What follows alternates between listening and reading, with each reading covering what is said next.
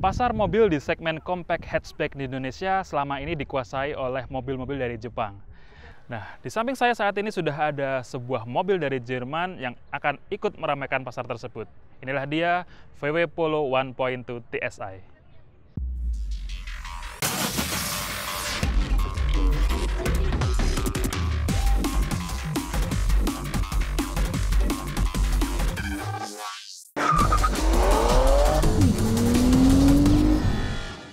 Melihat desainnya, sebenarnya tidak ada yang spesial dari VW Polo 1.2 TSI ini. Seperti misalnya lihat dari lampunya sendiri, dia masih menggunakan lampu halogen dan tidak dilengkapi dengan LED DRL, walaupun dia sudah mendapatkan fog lamp. Dan dari samping dia menggunakan velg berukuran 15 inci. Dia juga mendapatkan sensor parkir di bagian belakang, dan untuk membuka pintu bagasi, Anda membukanya menggunakan handle yang berbentuk logo VW. Nah, saat dibuka bagian bagasinya kurang lebih seperti ini, jadi dia tidak rata lantai, tapi turun ke bawah, dan ini cukup dalam. Walaupun begitu, dia boleh dibilang cukup luas ya. Sekarang kalau kita coba lihat bagasi di bagian bawah ke bagasinya ini, dia adalah model yang space saver karena velg yang dipasangkan pada ban itu berukuran 15 inci, sedangkan yang di sini dia berukuran 14 inci dengan tapak 175/70. Dia juga masih velg kaleng, bukan aluminium. Bagasi sebelah sini kalaupun masih kurang, kita coba buka dari sini untuk menambah luas bagasinya. Sayangnya saat dilipat dia juga tidak rata lantai, jadi ya tidak terlalu tidak terlalu signifikan sebenarnya. Dia juga mendapatkan tray cover di sini. Tuh, seperti itulah kalau dibuka. Berhubung nih headrestnya masih naik semua, tapi kalaupun diturunkan dia masih tetap tidak rata ya, seperti ini. Itulah yang ada di bagasi dari VW Polo 1.2 TSI. Jadi kalau bicara soal ke lapangan, dia masih kalah jika dibandingkan beberapa rival dari Jepang. Berbeda dengan VW Polo sebelumnya yang ditawarkan dengan mesin 1400 cc MPI atau non-turbo naturally aspirated, yang waktu itu tenaganya hanya sekitar 85 horsepower, dimana itu terasa kurang menggairahkan buat para petrolhead, jadi dia underpower sekali terasanya. Dan sekarang VW Polo ditawarkan dengan mesin yang kapasitasnya memang lebih kecil, yaitu 1200 cc, tapi dia mendapat dukungan turbo TSI ini ya. Nah, sekarang tenaganya mencapai sekitar 105 horsepower. Ini memang bukan yang terbesar, karena masih ada yang lebih besar seperti Honda Jazz maupun Mazda 2. Tapi dia mempunyai torsi 175 Nm, yang mana ini merupakan torsi yang terbesar di kelasnya. Dan itu sudah dapat diraih dari RPM yang cukup rendah, sekitar 1500, dan rata terus. Mesin dari VW Polo ini saat dinyalakan sebenarnya cukup berisik dari luar. Tapi berhubung peredaman dari mobil ini cukup baik, saat kita masuk ke dalam maka suara mesinnya benar-benar terasa hilang. Ini adalah nilai lebih dari mobil ini.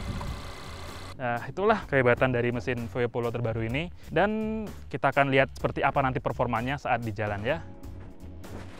Oke, sekarang kita sudah berada di dalam kabin dari VW Polo 1.2 TSI, dan berhubung di luar panas sekali, kita nyalakan dulu AC-nya aja, mesinnya sekalian.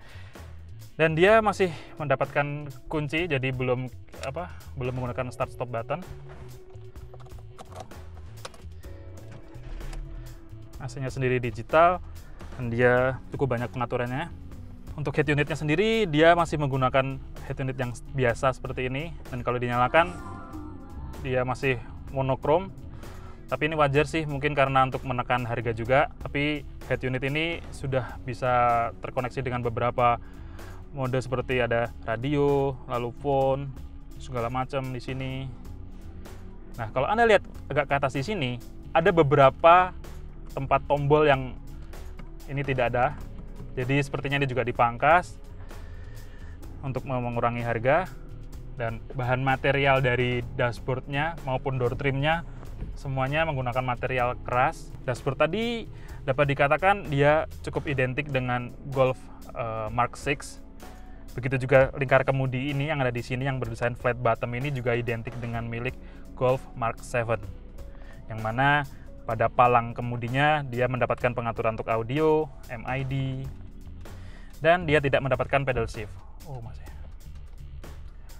Untuk pengaturan lampunya juga masih manual, pengaturan ketinggian levelingnya masih belum auto. Lalu juga kalau Anda lihat dia central locknya ada di sebelah sini. MID yang digunakan juga cukup simple, khas VW, sederhana sekali. Dia hanya ada beberapa digital di bagian tengah dan kanan kirinya masih analog. Ini. Material jok yang digunakan berbahan fabric dan dia dapat diatur ketinggiannya melalui head adjuster yang ada di sebelah kanan ini. Dia masih manual, jadi seperti pompa, dan ini juga ada pada jok untuk penumpang di sebelah driver. Juga ada di sebelah sini, Anda lihat. Oke. Posisi mengemudi dia cukup ergonomis karena selain bisa Anda atur ketinggiannya tadi, dia juga setirnya flat bottom dan dia bisa diatur tilt dan teleskopik. Tilt dan teleskopiknya masih panas ya. Dan di sebelah sini bagian konsol tengah sini Anda akan dapatkan ada 2 buah cup holder dan ini sudah ada cupnya contohnya. Bagian tengah juga ada power outlet. Untuk persneling yang digunakan juga standar sederhana, tidak seperti milik Golf Mark 7 yang mempunyai banyak pengaturan di konsol tengahnya. Dia simple, dia tidak ada rem elektrik, masih manual. Ya, kurang lebih itu yang ada di bagian depan. Dan kita coba cek seperti apa di bagian belakangnya yang menurut banyak orang dia sempit dan tidak cocok untuk orang berpostur besar. Ya, inilah posisi duduk saya di row kedua dari VW Polo 1.2 TSI. Ini adalah posisi mengemudi saya tadi, dan sekarang saya di bagian belakang seperti ini sisanya. Legroomnya hanya segini, dan headroomnya segini, walaupun masih ada sisa, tapi tetap masih ini sempit. Dan ketiga baris kursi di bagian belakang ini semuanya mendapatkan headrest. Dan jika dia tidak dinaikkan, misalkan kita rendahkan, maka dia cukup mengganggu sekali di pundak, maka dia sebaiknya dinaikkan. Tapi ini membuat visibilitas dari pengemudi di belakang jadi terhalang ya. Apalagi ini spionnya saya agak merasa kekecilan. Jadi benar-benar kalau misalkan ada 5 orang di bagian sini, ada 3 orang di belakang dan 2 orang di depan, full dalam kondisi full, maka dia akan menghalangi pandangan. Nah, ke semua kursinya sudah mendapatkan seat belt yang juga ada isofix. Untuk bagian tengah ini dia tidak mendapatkan armrest, bahannya fabrik sama seperti di depannya. Dan kalau Anda lihat di sini dia tidak rata lantai, jadi ada gundukan. Jadi kalau Anda di bagian tengah, maka boleh dikatakan kenyamanan Anda akan terkorbankan sekali. Nah, ini membuat VW Polo masih kalah nyaman jika dibandingkan dengan Honda Jazz yang mempunyai Ultraseat maupun Toyota Yaris. Nah, untuk pelipatan sendiri dia dapat dilipat 60-40 dan tidak rata lantai. Ya, itulah tadi apa saja yang ada di eksterior dan interior mobil ini. Sekarang kita coba seperti apa sih performa dari mesin 1.2 TSI yang ada pada VW Polo terbaru ini. Yuk, coba. Dalam kondisi pelan seperti ini, dia cukup responsif. Kita tidak perlu menginjak pedal terlalu dalam untuk mendapatkan respon yang bagus. Transmisinya pun cukup halus, terasa cukup halus, menggunakan transmisi kopling ganda 7 percepatan DSG.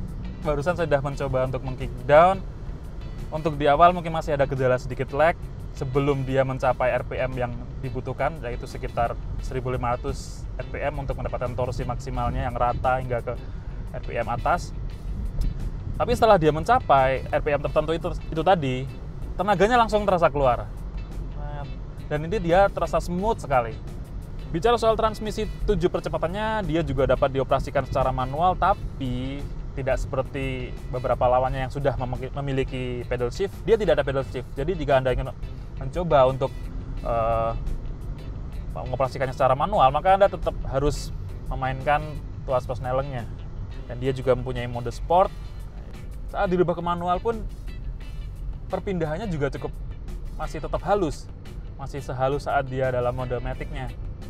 Menurut klaim VW, mobil ini mempunyai konsumsi bahan bakar yang cukup irit, sekitar 13 km per liter untuk dalam kota, dan bisa sekitar 20 hingga 22 km per liter untuk jalan bebas hambatan atau jalan tol maupun jalan keluar kota. Tapi ya perlu diingat karena dia menggunakan turbo, maka RON yang disarankan, diwajibkan adalah RON 95 alias Pertamax Plus. Jadi kalau Anda ingin mobil ini maksimal, patuhilah itu. Bicara soal kekedapan kabin, VW Polo 1.2 TSI ini juga memiliki kekedapan yang cukup bagus. Saat ini kita sedang melalui jalanan yang tidak terlalu bagus. Dan biasanya untuk mobil-mobil yang selevel dia, itu road noise akan terasa cukup hingga ke dalam. Tapi di sini, di VW Polo ini, dia mampu teredam dengan baik. Dari segi visibilitas, mobil ini juga cukup baik.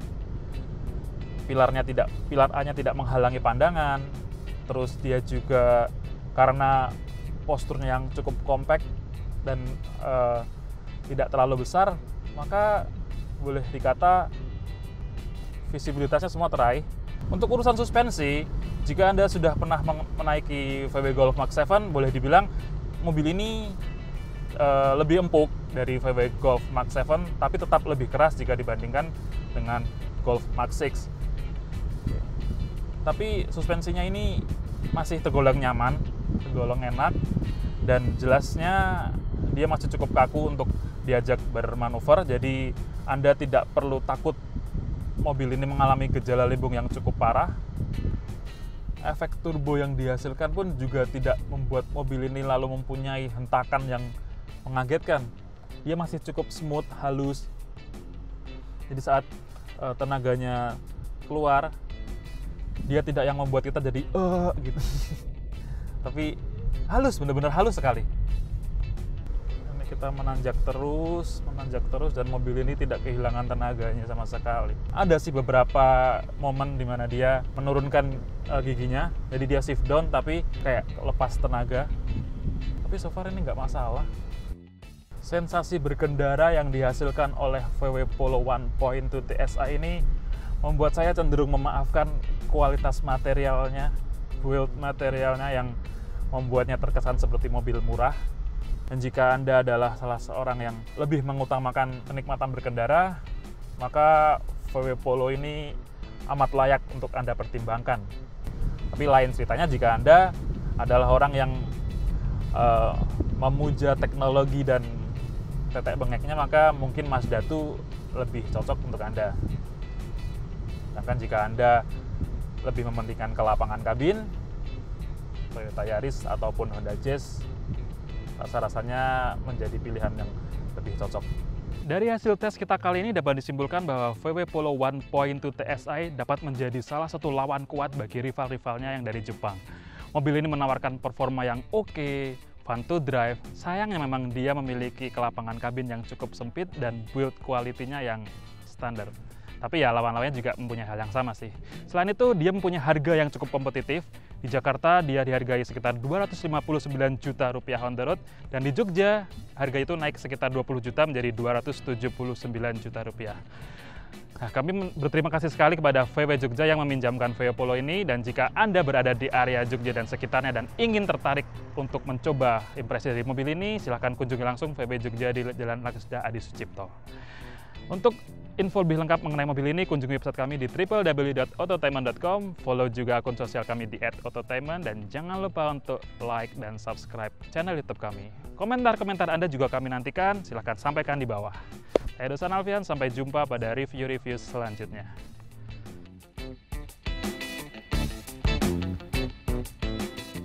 Nissan Seviro karena memang biasanya saya suka bodi Nissan Seviro karena dia cenderung. Akhiri produksi Z4, Toyota Yaris akan bertransmisi CVT dan Mitsubishi terpaksa menahan penjualan pengaruh terhadap perkembangan dunia otomotif.